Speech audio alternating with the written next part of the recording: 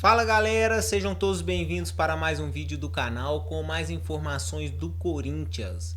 O Corinthians acabou de jogar contra o Internacional pelo Brasileirão, empatou a partida. No finalzinho o Inter conseguiu um gol que empatou a partida com o Corinthians, mas nós vamos acompanhar aí todos os lances aí, todas as análises com nossos amigos da ESPN Brasil. Não se esqueça, se inscreva no canal, deixa o like para estar ajudando o canal a crescer. Sem mais delongas, bora pro vídeo. Linha de passe até às 11 horas da noite hoje, afinal 3 jogos importantíssimos agora de 7 às 9. O nosso primeiro assunto aqui é o empate. Sim, o empate entre Corinthians e Internacional. No finalzinho do jogo, o Colorado arranca um ponto. Mas eu vou dar uma boa noite aqui para saber os destaques dos nossos comentaristas. Vou começar com você, Pedro Ivo Almeida. Tudo bem? Tudo bem, Daniela, tudo bem. Hoje ela abriu comigo. Teve um dia aí que ela não queria me passar a palavra por nada. Ele é igual criança, ele quer falar primeiro, sempre. Quem bate, esquece, Daniela. Um beijo pra você, Vitor, Eugênio, André, o fã de esporte com a gente aqui em casa. Meu destaque inicial é um papo até, comentando em confidência que eu tinha aqui com o Birner, antes do programa começar, que eu falava, vai doer esse empate no final. E ele falava, pela circunstância, pelo que jogou, pelo que produziu, por uma noite que você vê o Yuri Alberto empurrando 3 bolas para as redes, 2 validadas, pelo que tentou jogar, pelo que teve de qualidade, pelo que sofre, no fim, um empate, pelo que precisava dos pontos, Dani. Então, doeu num resultado que você poderia olhar para o que tem feito o Inter nas últimas rodadas e pensar, empatou com o Inter, um jogo trocado, franco, o Inter em algum momento teve, mais controle, não tanto no momento, mas tentou ter o controle, então o empate seria algo normal. Mas pelo que é a situação do Corinthians no campeonato, pelo que foi o desenho do jogo, acaba doendo um pouco mais. Já que vocês estavam trocando figurinhas antes do programa, Vitor Birner, quero o seu destaque também. Tudo bem, Dani? Tudo bom? Boa noite a você, ao Pedro, Eugênio, ao André, aos fãs e às fãs do esporte. O Corinthians jogou bem. Tem que levar em conta que pegou um time que vem de seguidas atuações elogiáveis, talvez nas últimas rodadas do que jogou melhor futebol no Brasil, internacional. Que começou o jogo melhor, mas ao longo do jogo foi perdendo a mão desse controle da partida, e eu concordo com o Pedro, que no final das contas o empate ele é muito mais doído para o Corinthians do que para o Inter, não só pelo placar de 2-1, mas pela quantidade de chances claras criadas pelas duas equipes. E quando você joga bem é para você fechar espaços e abrir espaços e criar grandes chances de gol e concluí-las. O Corinthians criou mais, mas não conseguiu concluir essas chances que teve para sair de campo vencedor. Numa rodada botafoguense, numa rodada em que o Botafogo comemora muito, porque não fez um grande jogo, sim, mas conseguiu o que precisava. Não fizeram resultados. Fortaleza perdeu, Palmeiras não fez o resultado e talvez a gente tenha agora uma configuração que só pode ter uma modificação para mim de disputa na parte de cima da tabela. Ousado, o G4 é esse, com o Inter tentando entrar. Vamos ver se o Flamengo vai ser consistente ou não depois de outro bom jogo contra o Bahia. Não, São Paulo para mim já era muito difícil que entrasse no G4, agora para mim ficou muito claro que quem vai brigar por essas 2 vagas na pré-Libertadores até que... Quem perde como perde também hoje. Oi? Quem perde como perde. Com a postura. Jogou mal hoje. Não, com a postura, como faz. Jogou mal. Então, e temos uma segunda briga aqui, que nesse momento tem o São Paulo, o Bahia e o Cruzeiro, para ver quem fica com essas 2 vagas. O Inter talvez esteja nessa briga ou não. Vasco, e talvez essas... Não, Vasco do Atlético para baixo também acho que não. O Vasco acho que não. E talvez essas 2 vagas, talvez tenha uma vaga mais acima ou não, de acordo com os resultados de Libertadores, Copa do Brasil, mas por enquanto trabalhando com o que há de concreto, são 4 vagas diretas, 2 vagas na fase que dá vagas aos grupos da Libertadores. Então a gente tem aqui, acho que esses 2 pacotes bem definidos, só o Inter podendo mudá-lo. Boa. Pro lado de cá, André Kfouri, tudo certo? Tudo bem, Dani. Boa noite a todos. O resultado é cruel para o Corinthians, porque não que ele não tenha merecido outro final do que ganhar o jogo. O Corinthians jogou bem, estou de acordo com o Birner, estou de acordo com o que o Pedro disse também, mas quando você está na zona do rebaixamento, há poucas rodadas do final do campeonato, e você é um time como o Corinthians, que já foi rebaixado uma vez, e você entende que o peso da sua camisa é alguma coisa que acaba atrapalhando mais do que atrapalharia outras equipes na mesmíssima situação, você não pode desperdiçar tantos pontos. Nas últimas 3 rodadas do Campeonato Brasileiro, o Corinthians fez 1 ponto. É o ponto de hoje contra o Internacional. Ele é o 18º colocado agora, não está jogando mal, A partida contra o Botafogo, já há bastante tempo, né? No estádio Newton Santos, foi bem disputada pelo Corinthians e talvez o resultado tenha sido cruel ali também. Contra o São Paulo não há o que discutir, o Corinthians se colocou na posição de perder o jogo e perdeu merecidamente.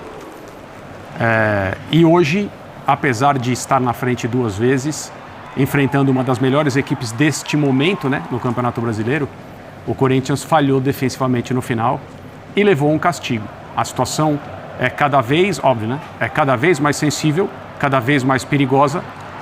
E a questão das Copas, o que o Corinthians ainda pode fazer em Sul-Americana, na volta contra o Flamengo, da Copa do Brasil, cada vez perde mais importância. A cada mau resultado do Campeonato Brasileiro, as Copas perdem relevância. Embora seja difícil pensar assim, porque elas são uma oportunidade. O Corinthians tem essa perspectiva, mas eu vou dizer acho que pela 100ª vez, de nada serve ganhar a Copa do Brasil ou a Sul-Americana, ou ambas, se você vai ser rebaixado no Campeonato Brasileiro.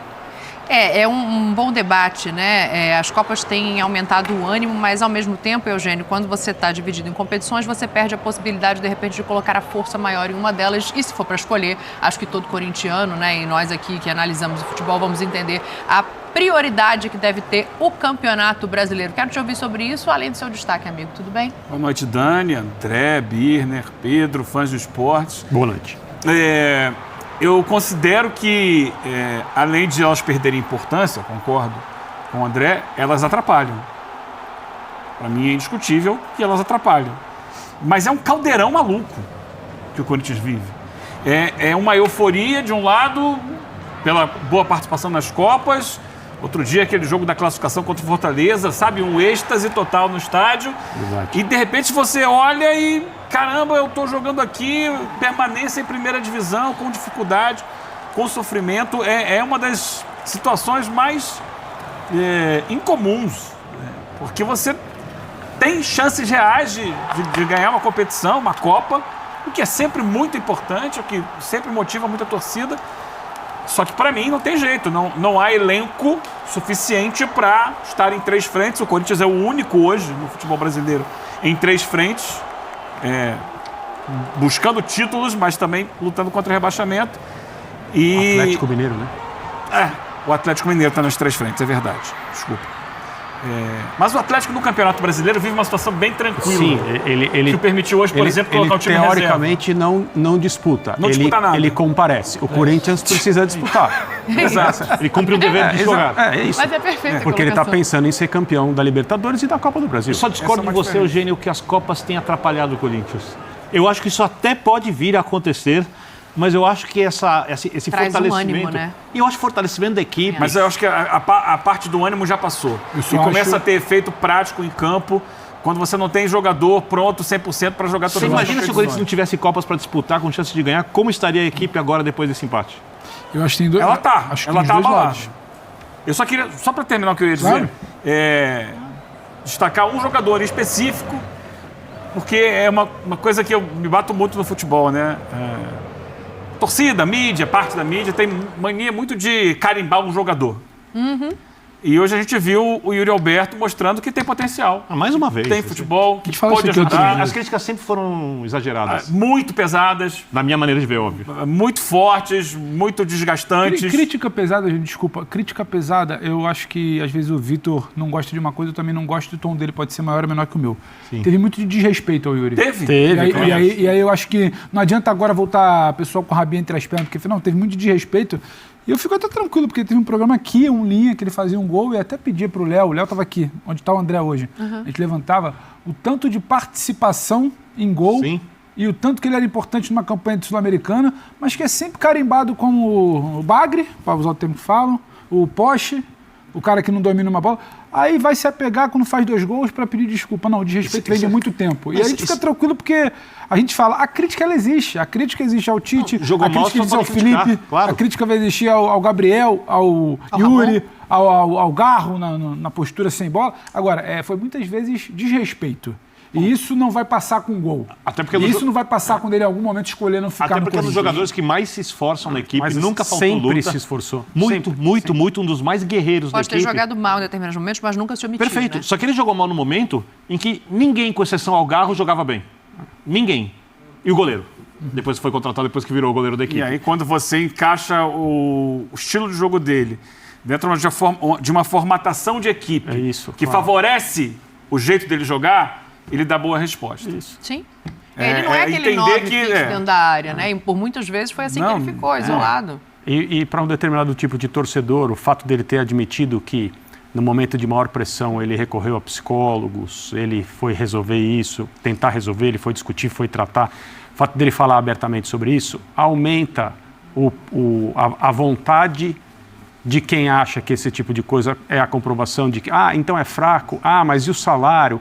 Mas... Então, Quem faz terapia é fraco? Ué. Se não fosse Para os fracos de cabeça, sim. se esse tema mas é não só uma fosse, ignorância, entre exato. aspas, polêmico, entre muitas aspas, polêmico no ambiente do futebol, porque nas demais modalidades assim, não só é aceito, não só é importante, não só é uma coisa que faz parte da preparação, é indiscutível. Nós temos a maior atleta olímpica brasileira, Perfeito. no momento em que ela atinge o seu Perfeito. auge, na última edição dos Jogos Olímpicos, ela fala assim, tá ali a minha psicóloga, se não fosse ela, eu não teria conseguido E a nada disso. Simone Então, Biles sucumbiu por causa disso e não pôde também, Se não me engano, o Arias. até conseguir né? voltar. Então, Libertadores, principal do alguém que, Lianco, recentemente. alguém que, de maneira importante, né, porque acaba sendo educativo, né, se abre desse jeito, vira alvo de mais ataques e de outro tipo de ataque, que é o ataque da imbecilidade orgulhosa que caracteriza essa era na caminhada da humanidade por pessoas que, evidentemente, são mal incapazes informadas. de falar sobre esses e Acho que mal demais informadas, assuntos. só pra gente fazer a lista, só É isso aí, galera. Esse foi o vídeo de hoje. Infelizmente, a vitória do Timão escapou ali nos últimos minutos, né, do segundo tempo. Mas podemos ver que o Corinthians teve garra, teve fome de gols, né? Yuri Alberto jogou muito, fez os 2 gols do Corinthians, ajudou demais. Carrilho também jogou muito, não tem como contestar o jogador. E teve aí a estreia de Depay como titular, né? Ele já tinha estreado, mas só alguns minutos de jogo, mas não jogou uma partida completa. Ele saiu agora também no final do segundo tempo, mas só de ter iniciado já faz uma diferença grande. Como que vocês acham aí que foi a estreia do Depay como titular? Deixa aí nos comentários aí. O Corinthians teve um pouco de falta de sorte, né? Segurou o resultado até o finalzinho ali, mas depois de um escanteio não teve jeito. O Hugo ainda pulou, tentou salvar, mas não conseguiu. A bola acabou entrando e gol do Inter.